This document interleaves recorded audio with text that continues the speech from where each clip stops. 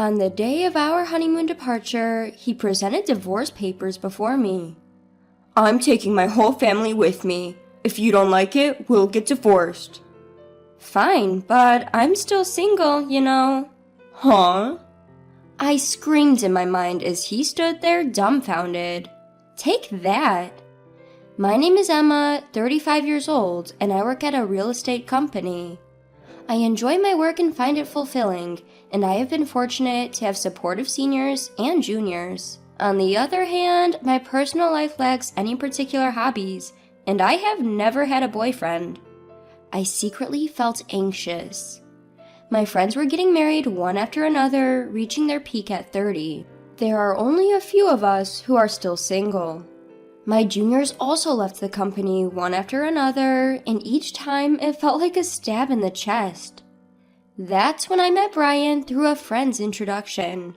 He was 2 years younger and had a smile that tickled my maternal instincts. He spoke few words and always listened to my opinion when making decisions. He always prioritized my thoughts. Never having any experience with men before, I quickly fell for Brian's personality. Our relationship developed smoothly. When I mentioned marriage, he responded, "Then let's get married." When it comes to marriage, a dozen of decisions must be made. Wedding ceremony, honeymoon, and a new home to live in together. It's a once-in-a-lifetime major event, so I wanted to make decisions together. But no matter what we decided, he would always listen to my opinion. He wouldn't express his own opinion, just agreeing with me. Brian's personality felt a bit unreliable, and I started to feel dissatisfied with him. There is another thing that troubles me. It's my relationship with my mother-in-law. My mother-in-law's personality was completely different from Brian's easygoing nature. She doesn't listen to my opinions and immediately imposes her own ideas. Emma, when you get married, of course you'll quit your job and focus on taking care of the house, right? At your age, if you don't hurry, you won't be able to have children. Brian is working hard, so as a woman, you should focus on the family. It's the wife's duty to support her husband. When I went to greet her, these were the first words she directed at me. The husband works outside, and the wife takes care of the home. She still holds on to such old-fashioned ideas. The truth is, I earn more money than Brian. He doesn't seem to think much about it and has even told his parents about it. But his mother doesn't seem to like it. A woman who earns more than a man doesn't have any charm. Maybe you can't do any household chores, can you? A wife should be able to cook, do laundry, clean, and take care of her husband's health. Can you do that? My mother-in-law said, looking down on me. If it were Brian saying that, it would be one thing, but isn't it different when it's my mother-in-law? It's not something to brag about, but I can manage all household chores since I've been living alone for a long time. And I have no intention of quitting my job after marriage, and I want to prioritize myself as much as Brian. That's what I thought. But Brian didn't help me even when my mother-in-law criticized me. Instead of refuting my mother-in-law, he nodded along with her statements. Because of that, I felt a bit uneasy about Brian. Can I really rely on someone like this for the rest of my life? Well, Brian is younger than me after all. Maybe he'll become more reliable in the future. If this marriage falls through, I might never get married in my life. Anxiety and desires clashed in my mind, swirling around in endless conflict. However, time doesn't wait, even if I'm troubled. There are so many things I need to decide for the wedding, the destination for the honeymoon, applying for time off from work, and so on. The to-do list keeps piling up. With a sense of unease, I spent busy days preparing for both work and marriage. One day, I consulted Brian. I think, considering our work, we can only take a long vacation at this time, so is it okay to have the honeymoon during this period? Yeah, I think it's fine. Both Brian and I have similar quiet periods at work. If we want to take a long vacation, this is the only timing we have. The problem is the wedding. The venue I've always dreamed of is so popular that it's booked for over a year in advance. In that case, what about going on the honeymoon before the wedding? I looked it up and it seems some people do that. If we have the wedding first, it will be another 2 years before we can go on the trip. If you are okay with that, Emma, then I'm fine with it too. I thought Brian wouldn't object, but to agree so readily. At this rate, it seems like all my opinions will be accepted for the honeymoon destination, the menu for the wedding, and the decoration of the venue. I do have a desire for Brian to express his own opinions a little, but it's better than being opposed. So, whenever I found a moment, I continued to progress with the preparations for the honeymoon and the wedding. In the end, we decided to go to Europe for the honeymoon. I debated until the last minute between Hawaii and Europe, but Hawaii is close by, and I'm sure there will be another opportunity to go there. So, I chose to take a trip around Italy and France, experiencing the picturesque streets and delicious cuisine. I also wanted to explore the stylish accessories and maybe buy some commemorative tableware since it's the start of a new life. After considering various schedules and destinations, I completed the application about a month before the tour. By that time, I was completely excited. After all, it's my first overseas trip. It's impossible not to feel thrilled. My mind became filled with everything related to Europe, from buying the necessary items for the trip to planning our activities at the destination. Because of that, any dissatisfaction I had with Brian had completely disappeared. As the honeymoon approached 1 week away, Brian suddenly brought up a conversation. Emma, I have a favor to ask. A favor? That's unusual. I wonder what it could be. It's rare for Brian to ask me for something. Could it be about the trip? Did he find a place he wants to visit? What is it? What's wrong? I asked, filled with anticipation, and he innocently made the request. I want to go to Champs-Élysées when we're in Paris. Mom really wants to go there. What? My mother-in-law? Wait a minute, what do you mean? I couldn't catch up with this sudden situation, but Brian replied as if it were obvious. Huh? Since everyone is going, we'll all be together even during the trip, right? What do you mean by everyone? It's a honeymoon, so it's obvious that it's just me and you, the two of us going. But my mom thinks it's normal for the whole family to go. First of all, I only made reservations for 2 people, you and me, Brian. The tour deadline was 7 days ago, so today is the last day to register. Regardless of whether we go together or not, I only booked for 2 people, so there's no way we can go. If you ask the travel agency, they can figure something out. As I was dumbfounded by his statement, the intercom in the house rang. On the intercom screen, I saw the figure of my in-laws. Without caring about my surprise, my in-laws entered the house carrying a large number of bags. Ignoring my objections, my mother-in-law's eyes sparkled as she announced, "I thought I'd leave the luggage here since we are leaving soon. I'm so excited." Then Brian said, "Just leave the luggage here," and started leading my in-laws into the room without my consent. "Wait a minute!" I tried to stop him in a hurry, but my mother-in-law stared at me sharply. "Oh, what is it, Emma? I hope you're not suddenly saying, I don't want to go together now." I didn't agree to go together in the first place. I immediately retorted, but my mother-in-law paid no attention, saying, "You heard it just now, didn't you?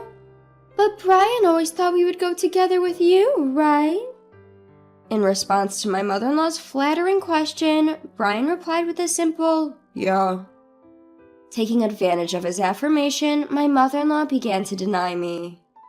"It's normal for the husband's parents to go on the honeymoon. Don't you have such common sense? I hope you won't have any unpleasant experiences during the trip being with you.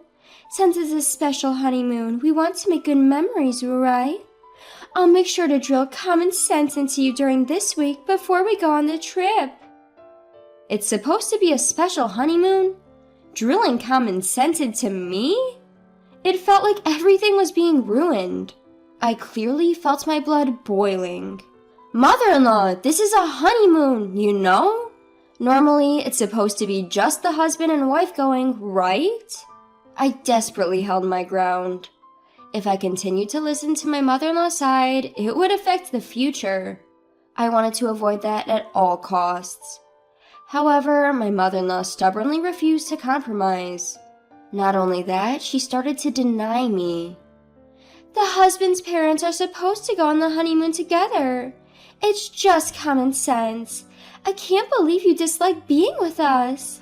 I thought we would become a family, but our common sense is different. You don't like me and nothing seems to match. How sad. As if she had been hurt herself, my mother-in-law lowered her eyebrows in an artificial manner. The end of her words, "how sad," contained an underlying smirk. I was convinced that she was deliberately trying to trap me. That's how certain I was.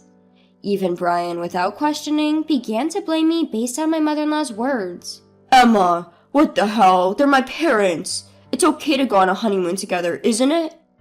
It's impossible. We've already made the reservations for 2 people. Besides, I've never heard of families accompanying a honeymoon trip, I declared, and Brian shouted angrily, as if picking a fight. I never thought you hated my parents so much, Emma. That's it. Just leave for today. He looked at me as if he couldn't believe what he was seeing. As Brian spoke, a wicked smile formed on my mother-in-law's face. Why does he always take his mother's side without listening to his spouse's opinion? Especially at a time like this, I wanted him to support my views. Before I could even react to his words, I found myself pushed out to the entrance. Just before the door closed, I caught a glimpse of my mother-in-law's smug expression. I was left outside, unable to do anything but stand there. Why am I being treated like the bad guy? Why does everything have to be ruined, including this precious trip? Frustration and sadness overwhelmed me, and tears began to flow. A few hours later, I received a message from Brian. I want you to see if it's still possible for them to join the tour. If not, we'll cancel this trip and apply for a tour where all 4 of us can go. Please think rationally. If you reconsider, we can figure it out properly. I don't think I'm in the wrong, so I have no reason to apologize or respond. Brian must be angry too, because there was no contact after that message. Time passed, and the day of our honeymoon departure finally arrived. I couldn't imagine enjoying it in this state, but we had been preparing for this honeymoon for a month. I couldn't refuse. As I prepared to leave the house with a heavy heart, the intercom rang. Brian had come to pick me up. We hadn't seen each other since that incident, so I didn't know what kind of face to put on. The fact that he came to pick me up meant that he still intended to go on the trip. But he didn't have a single suitcase with him. Instead, he handed me a divorce paper. After hurting my parents, you still intended to go on this trip, didn't you? I'm taking my entire family on this honeymoon. If you don't like it, let's get a divorce. My mom said it would be better that way. Saying that, he thrust the divorce paper in front of me. In that moment, I finally realized what kind of person he was. I thought he would listen to my opinions and prioritize me, that he was kind, but that wasn't the case. This man is just someone without his own opinions, and he prioritizes his family over me. That's Brian. As I came to that realization, I felt my feelings for him cooling down. Even if I were to marry him, I couldn't see myself overcoming the many challenges that awaited us in the future. And becoming a family with that mother-in-law, it was an impossible scenario. Determined, I pointed at the divorce paper in front of me and said, "Sure, but I'm still single, you know." Huh? Brian exclaimed, clearly surprised by my words. Single? What do you mean? Weren't you listening? We talked about going on the honeymoon, but delaying the registration until the day of the ceremony. I made sure to get your permission, Brian, you know. You didn't forget, did you? The marriage certificate is still in the drawer, and you even said, "If you are fine with it, Emma, then I'm fine too." That's right. Divorce or not, we're not even married yet. There's no problem with going on the honeymoon with my maiden name. Perhaps you remembered my words as Brian's expression suddenly changed. But immediately, he turned red and raised his voice in frustration. "Are you out of your mind? To give up on marriage just because of a honeymoon? Get a grip!" I responded, matching Brian's intensity with my own strong voice. "This is the result of me being rational. I've been so desperate to get married that I couldn't see reality clearly. I don't think I can be happy marrying someone who doesn't listen to the opinions of their future spouse and doesn't support them. I'd rather stay single for life. Thanks for making me think that way." Haste makes waste. I keenly felt that this saying was true. "Hey, Emma, let's calm down and start over from scratch, okay?" He looked like he was about to cry. His pleading voice trembled. But I won't be fooled anymore. I will break free from this guy. Without realizing it, I found myself shouting loudly at Brian. "If you're so desperate for a family trip, why don't you go with your family of 3? But in return, you'll have to plan everything, from the tour reservations to the itinerary, all by yourself. After always relying on others, it's about time you experience the difficulty yourself. If you think you can handle it, go ahead, you indecisive man." I pulled out the marriage certificate from the drawer and tore it to shreds in front of Brian. In response to the sudden turn of events, his mouth was left hanging open. Overwhelmed by my determination, Brian was completely taken aback. "Well, do you understand how serious I am now? I refuse to have a future that's pitch black. It's over between you and me. Why don't you hurry back to your beloved mommy and cry to her, you mama's boy." Leaving a dumbfounded Brian behind, I slammed the front door shut. Given his state, he might actually go cry to his mother. I could easily imagine him doing that. Afterward, I contacted the tour company to cancel our reservations. Since it was a same-day cancellation, we were charged 100% of the cancellation fee. I billed Brian for the entire fee since he was the one who ruined our honeymoon. It was the natural outcome. Later, Brian blamed me for the failed marriage and spread rumors about it to those around us. However, it seemed that no one sympathized with him among our relatives and coworkers. Instead, he started to be seen as an unconventional mama's boy due to his past actions and was disliked by many. When I told my parents about the divorce, they were initially surprised, but quickly accepted it. "Marriage isn't the only source of happiness. As long as you're happy, Emma, that's what matters." I couldn't be more grateful for my mother's words. As a side note, since then, my hobby has become traveling. I felt it would be a waste to let long vacations go to waste, so I embarked on my first solo trip. Going overseas was a bit difficult, but I enjoyed a relaxing time in historic cities I had always wanted to visit. Wow, being alone is actually quite enjoyable. Thanks to that historical adventure trip, I've started to fully enjoy solo traveling whenever I have time off. On my next break, I'm planning to embark on my next overseas trip. I've begun a life where I won't let myself be controlled by marriage alone.